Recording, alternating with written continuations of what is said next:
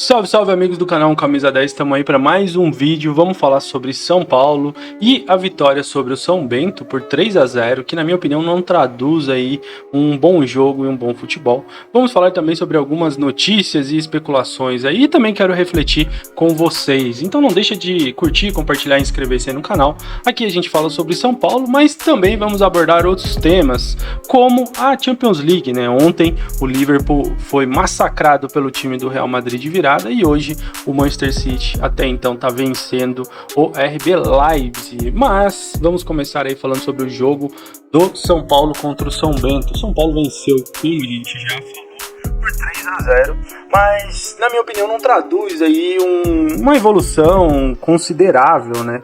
É nítido que o time em determinados momentos mostra algo, mostra alguma evolução, até algumas jogadas ensaiadas, mas eu acho que ainda está muito longe do que a gente gostaria de fato de ver. São Paulo venceu com gols do Caleri, do Galopo e também do Pedrinho, né? O Galopo e o Pedrinho vivem em ótima fase. O Pedrinho é quase como um 12º jogador e o Galopo nem se fala, uma fase artilheira, mesmo muitas vezes fora da sua posição original, ele tem rendido bem.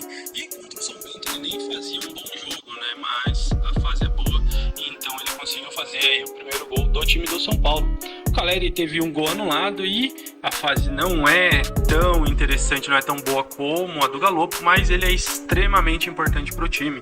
É um jogador que puxa a marcação, voluntarioso, está sempre brigando e muitas vezes, infelizmente, joga sozinho, porque, como nós temos falado recorrentemente aqui no canal, o time de São Paulo vive muitos problemas para construir aí o jogo, né? Quando joga contra times mais fechados, né, esses times menores paulistas, que vêm jogar no Morumbi ou mesmo recebem o São Paulo nos seus respectivos estádios, eles se fecham e aí o São Paulo encontra uma extrema dificuldade de criação.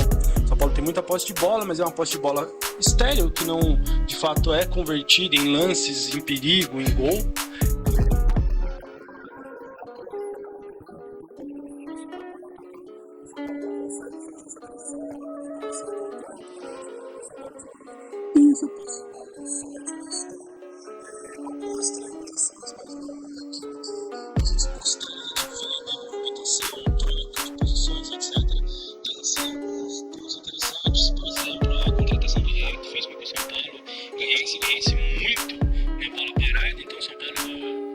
Praticamente triplicou o perigo na bola parada, mas ainda tem essa problema de infiltração, jogada de triangulação.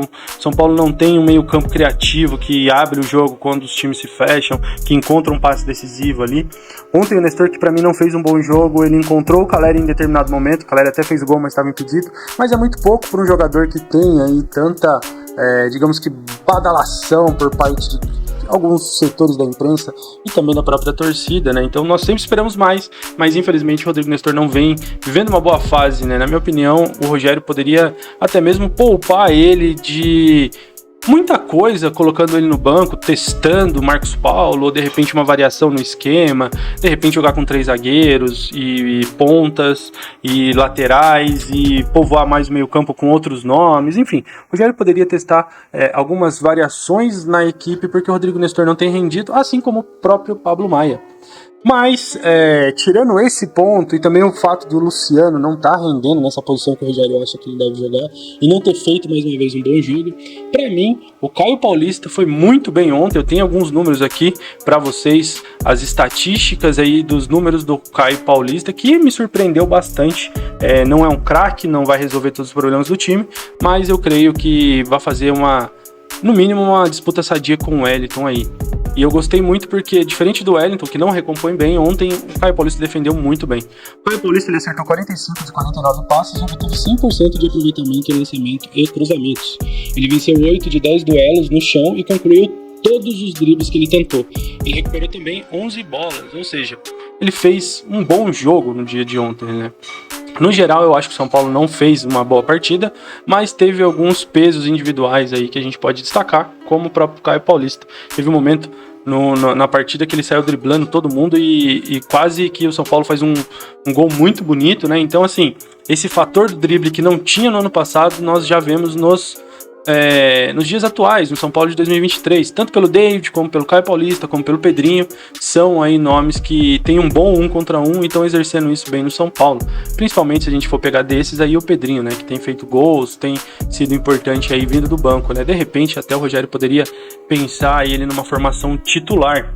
Então, eu penso que do jogo do São Bento ontem, o que nós podemos tirar de mais proveitoso são os 3 pontos, mas eu penso que o Rogério pode sim mudar algumas variações, como eu falei, o Nestor para mim pode pegar uns jogos de banco e testar alguma coisa, ou usar outra peça. O Marcos Paulo não tem sido aproveitado. O próprio Gabriel Neves, ele pode ser usado mais à frente, né? O Rogério já falou que ele pode ser usado ali. Ele tem rendido bem ali, então ele pode dar essa oportunidade pro Gabriel Neves, ou mesmo o próprio Galopo, né? E aí coloca o Galopo ali na parte da criação e põe aí o Pedrinho, o David, para jogar pelos lados do campo.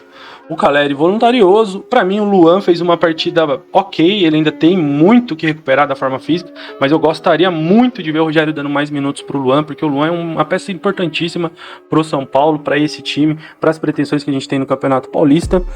A dupla de zaga, para mim, ontem foi bem. O Beraldo, ele tem feito bons jogos. O Alan Franco eu ainda não confio nele, mas eu acho que é um bom jogador para você ter e para compor o elenco. O Natan, para mim, foi bem. É um jogador que eu acho que pode render muitas coisas positivas pro time do São Paulo. Não gostaria de ver ele negociado, né? E é sobre isso que a gente vai falar agora. Que o Vasco e o Cruzeiro, eles estão interessados em comprar o Natan, né? E as ofertas, elas chegam a 8 milhões. Até o momento, o São Paulo não tem interesse em vender o jogador, mas pode ser que isso aconteça mais pra frente, porque nós sabemos que o momento financeiro do São Paulo não é bom. A informação é do blog do São Paulo. Porém, eu não faria essa venda, pelo menos agora, porque o Rafinha, que é um dos nossos laterais direitos, ele provavelmente não vai jogar o ano que vem por conta da idade. E o Igor Vinícius, apesar de em determinado momento do ano passado ter sido um dos nossos principais jogadores, é um jogador muito contestado por boa parte da torcida, né? Então, eu acho que uma disputa entre o Igor Vinícius e o Natan seria uma disputa sadia. E o Orejuela, para mim, não tem condições de jogar no São Paulo. E falando em jogar no São Paulo, o Rogério parece que tem definido aí a sua dupla de zaga titular, né? Primeiro que o Rogério, ele já tem a pretensão por jogar numa linha de 4 nessa temporada, diferente do ano passado, onde jogou com uma linha de 3 ali, zagueiros. E o Rogério está preparando o Diego Costa e o Arboleda para as fases decisivas do Campeonato Paulista, né? O Diego se recupera de uma cirurgia no joelho, e o Arboleda que também se recupera de uma lesão, mas são bons jogadores, tiveram ótimos momentos no ano passado, e eu espero que rendam bastante aí. É uma dupla interessante, já que o Ferrarese está contundido, operou, está se recuperando, só volta no final do ano. Eu gostaria de ver Ferrarese e Arboleda, mas o Diego também tem feito boas partidas. Como eu disse, na onda desse jogar no São Paulo, as redes sociais têm sido inundadas aí por muitas críticas ao Lucas, né? O Lucas Moura, que jurou amor pelo São Paulo, disse que vai retornar para o São Paulo. Ele parece que está perto de fechar com o Fenerbahçe da Turquia. O futebol turco passa por alguns problemas, não tem pagado salários em dia e não é aí a primeira prateleira da Europa, né? E mesmo assim, em detrimento do time de coração, o Lucas prefere jogar no Fenerbahçe, não no São Paulo. Isso gerou uma série de críticas por grande parte da torcida para a decisão do jogador, que, lembrando, ele pode escolher onde quer jogar, a carreira dele, ele tem a liberdade de jogar onde ele quiser. Mas isso vai em desencontro com tudo que ele fala, né? O amor que ele jura pelo São Paulo. E aí a pergunta que fica é, quando ele tiver 35, 36 anos, ele vai querer voltar em baixa para ganhar 1, 2 milhões por mês? Eu acho que se ele for mesmo pro Fenerbahçe, o São Paulo pode esquecer de trazer ele, porque acaba que ele não vai oferecer o que poderia oferecer pro clube. E também o volante Souza tá livre no mercado, né? Ele tem 34 anos, ele teve uma passagem interessante, gostava bastante de ver ele jogar no São Paulo, e ele tá livre no mercado com 34 anos, e a pergunta que eu te faço é, você traria o Souza pra jogar no São Paulo, ou você acha que o São Paulo tá bem servido ali de volante, né? Temos aí o próprio Nestor, Jackson Mendes, e tem aí valores na base que a gente pode subir, sem falar que sempre pode improvisar, né? Tem o Pablo Maia, o próprio Diego Costa já jogou de volante também. Então eu quero muito saber a sua opinião. Você traria o Souza para jogar no São Paulo, ou você acha que ele já passou do tempo? Deixa aqui nos comentários a sua opinião. Não esquece de curtir, compartilhar e inscrever-se no canal Camisa 10. Estamos aí testando um novo formato de vídeo. Eu espero de coração que vocês gostem e nos ajudem. Aqui a gente fala sobre São Paulo, mas vamos trazer muitos vídeos sobre futebol. Até a próxima, tamo junto e valeu!